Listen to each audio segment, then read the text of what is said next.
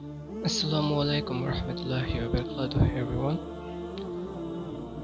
I want to talk about something very personal to me, and I think not just me.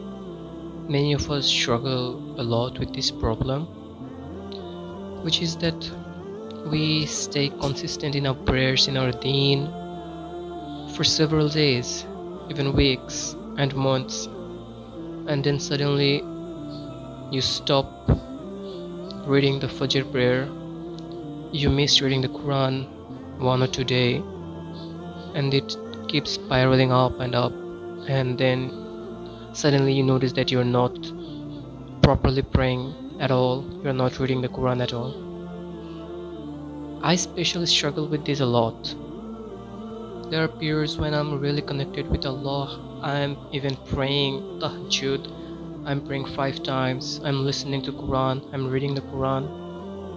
And then right now, yesterday was Friday, the Jummah. I only prayed Jummah and I didn't pray any of the other 4 prayers. I didn't read the Quran, I didn't read the Surah Kaf. So I want to discuss a little bit about this problem, why we can't stay consistent in our prayers, in our deen for a long period of time. I'm not really knowledgeable about this topic, so this video is not about giving you solutions, but it's more about identifying the problems with me, why I can't be consistent and how I can solve it for myself. So if you're watching this video, maybe some of the problems may be analogous with you as well. You might have the same problems, and seeing my solutions, maybe you can solve your problem too. First and foremost, let's talk about when I'm the most consistent with my prayers. I've noticed that the times when I'm most consistent with my prayers, I'm praying tahajjud, I'm praying all 5 prayers, is when I am feeling an extreme emotion. It can be when I'm extremely sad, or it can be when I'm extremely happy as well. So it's like one of these two spectrums. When I'm happy, I want to express my gratitude to Allah, so that's why I'm praying. When I'm sad, I want to get out of this situation, so I'm praying to Allah to help me get out of this situation. So when I'm not feeling either of these two extreme emotions, I'm not really consistent with my prayer.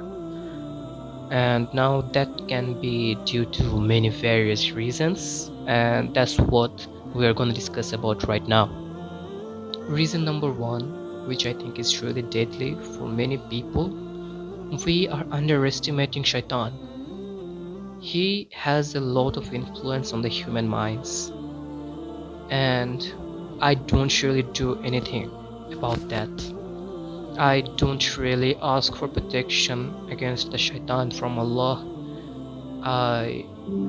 It's a really bad habit. We need to make more du'as. We need to read the Quran more and ask Allah to protect us from the evil.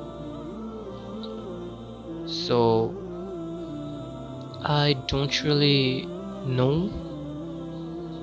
So I think that's a really important step which I have to do, is make more du'as for protection, read more Surah Kahfs on Fridays, and do the other sunnahs which gives protection against the shaitan. Reason number two, which is laziness.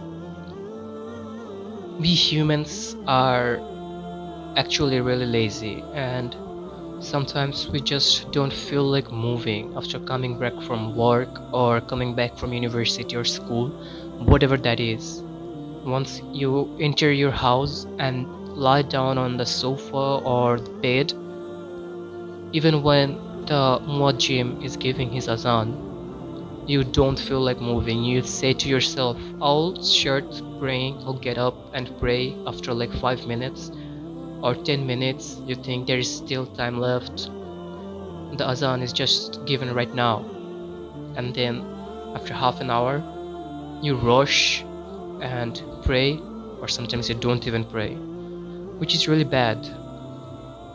Allah likes those prayers which are prayed on time, which are prayed early, punctually. So that's a massive problem for me. I'm too lazy.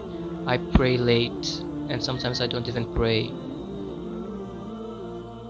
Reason number 3, which is you don't know enough about your deen. You don't know enough about Islam. So many of us who are born Muslims, we just learn how to read the Quran and that's it. We don't really do anything else. We don't get any formal education about Islam. We don't really read any of the hadiths. Especially that's how it goes in my country. It's a majority Muslim country, but still the only Islamic knowledge we learn from is our textbooks which are taught in our school, and they are extremely bad. Genuinely speaking, they are bad. They just have some simple repetitive lines over and over again. We read the same stories from class 1 to class 10. There is nothing new.